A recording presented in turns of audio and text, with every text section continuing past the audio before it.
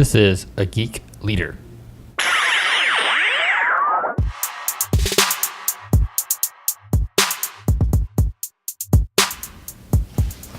Hey guys, John Rada back with episode 34 of A Geek Leader, and today I want to talk about trust, how to build trust with your team, and the title of this is going to be Trust Doesn't Come from a Title. And one of the main things I want to get across is that just because you get promoted or you're a team lead or you're a supervisor doesn't mean that your team fully trusts you. When I first became a manager, I thought my team would just, buy into everything that I said. But I had to build rapport with them. I had to build up some trust. And recently, I say recently, but it's probably been 18 months now, I shifted to a different role, managing a larger group of individuals. Now I'm the IT director at this company. And part of that came with the idea and the thoughts that I have to build trust with these individuals because they don't know me. They don't know anything about me. I haven't been able to prove anything as far as my knowledge or my skill set or my technical abilities or anything. So they don't know if I'm a good person, if I'm a bad person. They don't know if I'm good at my job, if I'm bad at my job, if I know anything about servers or code or software or hardware or what. They know nothing about me. So I have to earn that trust. That's an important thing to know, is that trust has to be earned. It's not just immediately given. And if it is given, it's usually given with conditions. So building trust with your team is pretty critical. And when your team pours in their focus, assets, time, and energy into a project and they don't trust you, then that focus, asset, time, and energy is going to be very short-lived. They're not going to be able to continue to move forward and push that in there if they don't truly trust you. So how do we get people to trust us? How do we build that rapport? And what do you do if you damage that trust? Well, the first thing to understand is that trust is dynamic. It's going to be one of those things that change from time to time. It's going to change, based on a person's feeling, their moods, how they wake up that morning. Things that affect us outside of work, we do bring into work. We may not try to, we may not want to, but we bring that stuff into work. And if somebody violates our trust outside of work, we may be cautious to those around us in work, even though they've done nothing wrong. So as a leader, you need to understand that your team's trust and the individuals within that team, their trust in you is going to be dynamic. It's going to waver even if you do nothing wrong. It's not always going to be there. But as long as you're consistent and you're doing the things you need to do, that trust will continue to grow and continue to build, so that when there are valleys within that trust, it won't be so bad and they'll still believe in you. They'll still trust you. And when someone doesn't trust someone, when they lose that trust, it's really hard for them to get motivated to work for that person. It's really hard for them to believe in that person, and it makes things just not be as efficient or flow as well. So some of the ways that you can build trust is to make sure your actions always match your words. And that's one thing I've noticed with my kids. Sometimes I'll tell them to do something, but then I'll go do something different. And when that happens, they don't listen to what I say. They more listen to what I do. I know that doesn't really make a whole lot of sense the way I worded it, but it's important. They listen to what I do, not what I say.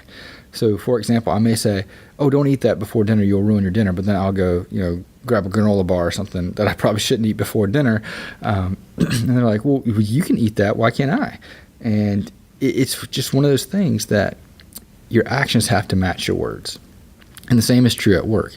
If you tell your team that they need to be on time for a meeting, but then you show up late, they lose trust in you. That trust, gets nicked away little by little for every instance that happens. If you're a real stickler for people being on time and you show up late, well, you just violated your own rule, and that's a big deal. You need to stop that. You got to follow your own rules. So, one example that I heard someone talking about was how you spot a counterfeit $20 bill. Well, the way you do it is you lay it next to a bunch of other $20 bills, and your brain can easily see the subtle differences, and it'll stick out like a sore thumb. And the same is true within your actions. If you look at the things that you do against the things that you say, you'll see what stands out. So one example that I have is in the last episode about dealing with vendors, I mentioned that I don't accept gifts from vendors. And if I had a hard rule for my team and said, "Hey, you're not allowed to accept gifts from vendors," and I told them all the time, "Hey, I don't accept gifts from vendors," but then a vendor brought me some tickets to a golf tournament that I really wanted to go to, and I accepted those, then I'd be violating my own rule. Even though I'm not directly impacting somebody on my team negatively, they'll see that I'm not a man of integrity. I'm not following up with what I say. And that's going to lower the trust when something else happens that does relate to them. And it's going to take it's going to be a damaging hit on my trust and the trust that they have within me. So there's a quote from Todd Henry in Herding Tigers that I really love. It says, "You typically don't lose trust in only one area. If you prove yourself to be untrustworthy in one situation, people tend to generalize that lack of trustworthiness in other areas as well." It's kind of like the quote that I've heard a lot of people say, but I don't know who to attribute it to, is that how you do one thing is how you do all things. So if you cut corners, at the gym when you're working out, you're probably going to cut corners when you're at work. When you cut corners, so I encouraged my team to run a 5K a few weeks ago. We were out on the course. I finished up a little bit before them, so I went back to run the last, let's say, quarter of a mile or so with some people on my team. And when I got there, I saw a person that was running the race cut off about 200 yards. They cut a corner about 200 yards. And then when I saw someone from my team running, I was like, it's this way. And we ran and we cut across. And I started thinking about the way that guy, he cut that corner on that 5K thinking no one would notice when no one was around. And I wonder if he does that while he's at work. I wonder if he does that in other places, because there was no reason for him to cut that couple hundred yards off the 5K. At this point, he wasn't racing for an award. It just doesn't make any sense. And if you do set a personal record when you cut corners, what does that mean? What's that matter? So, I thought about that. And the same thing's true with your trust. If you do something to violate trust in one area, even if it seems small and insignificant, that's going to affect the way people see you in every area. Another tip that I have when it comes to building trust is to stay away from the words like always and never. Don't use those words, because things aren't always anything, and they're never anything. There's always some gray areas. Now, so what I say is never say never, and never say always. And I know I just said always, but the truth is, whenever you say, oh, that's impossible to do it that way, you end up usually proving yourself wrong, and you do that over and over again. You can say things like it's unlikely to happen, or that probably won't happen, but don't say that will never happen. And I've had that come back and bite me several times, where I said, oh, they'll never do this with their website, and sure enough they did it. Or that'll never be a thing, and sure enough it is. One example that I have is back when I was much younger and Facebook first started hitting the scene, and I worked at a college, and people were saying, oh, our college just got Facebook. Are you going to get on Facebook? I said, that's stupid. No one's going to stick to Facebook. It's so complicated that you have to have a .edu email address. This is back before they opened it up to the public and it's only open to colleges. And I said, I don't think this Facebook thing's ever going to be, a thing. And, obviously I was wrong. I should have said it's unlikely to be a thing. Actually, I probably should have said it's likely, because that's what happened. Another thing you can do is be realistic with your team up front. Some leaders want to always paint the optimistic, positive picture, and they only emphasize the positive instead of the negative. It's more important, in my opinion, to just be honest and say the good things, say the bad things. You can focus more and emphasize the positive, but don't ignore the negatives. Be open and upfront. Your team's not stupid. You've hired them, or they've grown into those positions because they're smart, because they're intelligent, because they can do the job. And they're going to see right through any BS that you give people. So be open and upfront, and people appreciate the upfront honesty. When you tell someone this is going to be hard, and it is hard, that's good. It's better than saying, oh, that's a piece of cake, it's easy, you can do this, no problem. But then it turns out to be hard. They doubt you. They trust you less. Another tip is to not be afraid to say, I don't know. Some people fear like, oh, well, if I don't know something, then people are going to lose faith in me. They're going to not trust me. No, they'll trust you more if you tell them up front, I don't know, but I'll go figure it out. Or I don't know, but, I'm sure we can figure it out together. Or we can Google it, we can look it up. But when you keep saying things that you don't know and you're proven wrong, your credibility will continue to suffer. It'll be just like the boy who cried wolf in the tale, where he continues to say, oh, there's a wolf, and then when there really was one, no one believed him. So when you are right and you've been wrong a lot, people aren't going to believe you. It's better just to say, I don't know, and then go look it up. Explain your viewpoints. Some people would just say, well, this is the way I see it, and they just drop it. Explain how you got to that point. Explain where you're coming from. A lot of times when you're in a position of management or leadership, you're seeing things at a slightly different level than the people on your team, just because you have a different perspective. You might have a larger vision. You have different people that you report to. You have different experiences that you bring to the table. So try to see things and explain things from different viewpoints. Explain your viewpoint, listen to their viewpoint. One of the things that I do whenever I'm doing a one-on-one is I spend a few minutes, usually about 10 minutes before my one-on-ones with each individual, and I try to picture what is work like for that individual. What was it like when they came to work? I try to visualize what kind of car they drove, if they drove a car. I think about what their morning was like prior to coming in today. Do they have kids? Were their kids crazy? If they're like my kids, they probably were. What was it like for them? What are the projects that they're currently working on like? How do they feel about these projects? Because I know some people on my team don't like certain projects that they're working on, and other ones love the projects that they're working on. So how do they feel about these projects? And I get in that mindset of how they feel prior to the one-on-one, and it makes me more receptive to their viewpoints. It makes me more receptive to the things that they say. And I feel like if you can explain your viewpoints, people will open up to you more and trust you more and understand where you're coming from. So just to understand that everyone has different lenses and sees things in different ways, and it's important for you to explain those ways so that people can understand you better. Make mistakes. Don't be afraid to make mistakes. Being human is about making mistakes. When you make mistakes, explain them. Help your team learn from them, not just you. Don't hide your mistakes. Share your mistakes. Be open about it. And people tend to relate because nobody's perfect. Everybody makes mistakes. And when they see other people making mistakes, they can relate to that even more. They can trust those people that don't hide their mistakes, that share them openly. That's one of the things that I've noticed whenever I work with someone and they mess something up. If they don't tell anybody they mess things up, and you find out, you trust them significantly less than if they say, hey, I just messed this up. Can someone help me? Or they say, hey, I messed this up, but I got it fixed. No big deal.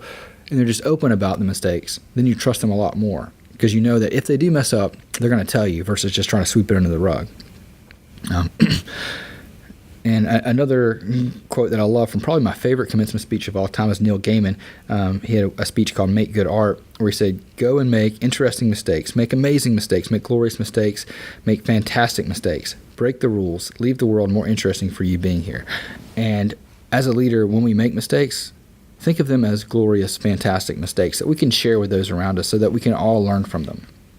Don't think of them as something that's embarrassing that you need to hide. Think of it as things that are amazing, that if you weren't trying something that was outside of your comfort zone, maybe you wouldn't have made those mistakes. And share that with your team and let them do the same so that they're not afraid to share their mistakes. Because when you get in that mindset of fear where they are afraid to share their mistakes because you're not sharing your mistakes, trust goes out the window both ways. Okay, understand it's okay to change your mind. So in politics, it's probably not okay to change your mind because you get labeled as a flip-flopper or something like that. But in tech or just in business in general, if the environment changes daily, things that were considered a must-do in certain areas of programming are now becoming obsolete, or they're old, or you don't do it that way, you do it this way, and so on and so forth. So let people know that, hey, I changed my mind on this because new information came in, and be open to that. Don't just dig in to an idea that's old and bad. Be open to the fact that with new information, change your mind and let your team know it's okay to change their mind. And when you've communicated that it's okay to change your mind, it's okay that your viewpoint can change from one thing to another based on updated information, then people trust you more. So the example that I have is, one of my previous bosses, he hated Scrum. He thought it was just a buzzword. He didn't understand it, didn't know much about it. He just absolutely hated the idea and the concept of Scrum. And we were a waterfall shop back then, and we changed. I implemented Scrum with one of my teams, and did it on my own, whereas the other team stayed basically waterfall, and our team moved ahead with Scrum. And after it was probably 9 months, honestly, before his viewpoint changed because he started to understand it better. He started to see someone using Scrum in action, where in the past he's never used Scrum. He's only experienced waterfall. Excuse me. And when he got to that point and he saw the differences, he changed his viewpoint, and he came around and said, "Hey, Scrum's great," and he started letting other teams implement it and move it forward. And he wasn't afraid to admit that he was wrong, and because of that, and he wasn't afraid to admit that he changed his mind. And because of that, I had more trust in him, and He had an open mind, and it was just a great relationship. Excuse me. I had a little cough there. Another thing is to be open to feedback. If you want people to trust you, you need to allow them to express themselves and not get angry with them, not jump all down their throats. Don't be defensive if someone gives you negative feedback. Be open to feedback. And every one of my one-on-ones, I ask my team for feedback. I ask them, what am I doing well? What am I doing bad? What can I improve on? What is one thing that, if you were in my boat, that you would make a high priority? What is one thing that you see me ignoring that I should focus on? Or what's one thing I should know about that I probably don't know about today? And asking for feedback is one thing, but accepting it is something totally different. There's a lot of people that ask for feedback, but they don't make course corrections. They don't take that feedback in. And accepting the feedback is important. If you just say, oh, okay, thanks. Yeah, I'll make a note of that. But you don't actually change anything, or you don't follow up with that and say, I listened to what you said. I thought about it, but I'm doing it this way because of this. If you don't address those feedback, then people will stop giving it to you because they know you're not going to do anything with it. Followers trust leaders that they can confide in, that they can provide feedback in without fear, and that the leader will take action upon. And taking that action is pretty important. So on my car ride today, before I recorded this, I was thinking in my head, I'm going to, do this podcast that I wrote up all these notes beforehand on trust. And for some reason, I never thought, dawned in my head that I could make an acronym out of trust to kind of illustrate the points that I'm making today. So I put together this really short section. You'll see it in the show notes about trust and how to build trust. And I just took each letter and kind of made a little acronym. But the T I put to tell the truth. Try to always tell the truth. Don't be afraid to say, I don't know. Don't be afraid to say that you changed your mind because of new input. Don't be afraid to show that you're concerned about certain things instead of painting the picture always positive. Just don't be afraid to tell the truth. The R is to relate to your team. Use empathy to try to relate to those around you. Try to see things from their point of view and try to share your point of view. The U is to understand your team. One of the 7 habits of highly successful people is to seek to understand. So try to understand people before you speak. Listen. Always listen. And then after you listen, try to understand it. Before you offer your take on things, before you offer your opinion, before you offer solutions, try to listen and understand. Sometimes all people want is for you to understand. You don't need to offer the solution, just to listen. And the S is to serve your team. A great leader is here to serve. People trust people that are serving them, that are helping them, that are helping advance their careers in an unselfish way. People that are here to serve are unselfish and they're helping others. And that's another way to build trust. And then the last T I have is talk to your team. Be open. Talk about things.